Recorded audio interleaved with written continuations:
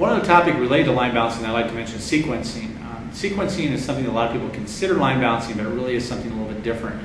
Sequencing is the introduction of product to a line that has been designed and is operational. In other words, in line balancing, we're assigning tasks to the stations, but we're not moving those tasks between stations on any given day. We're always performing those tasks in those stations, and those parts are in those stations, and those tools are in those stations. But in sequencing, it says we may choose to introduce this model and then this other model and then this other model and then go back to the first model again. Or we may run all of one model and then all of another model, right?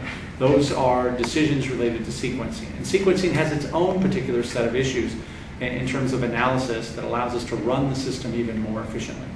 I think the one thing that I'd like to say about sequencing, though, is not only is it different than line balancing, and the terminology I think here is very important to state, when you're doing sequencing versus when you're doing line balancing.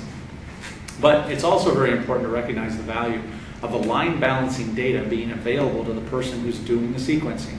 In other words, a person doing sequencing wants to know, by introducing this model with these options to the line at this time, which stations are likely to overcycle. In other words, which stations am I likely to have more work in than the takt time allows? And when is that going to happen?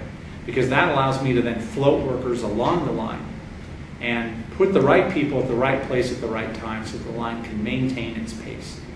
The only other option to that is to just simply design and staff the line to the worst possible model you ever make, even if you only do that once a year. And of course that creates an immense amount of waste. On average, we're looking at around 30% extra labor required for lines designed that way versus lines designed what we call average content and then use floating workers.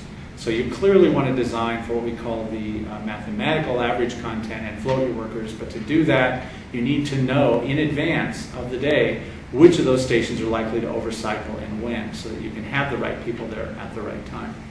But those are all the advantages of sequencing, using the detailed information available from your line balancing study.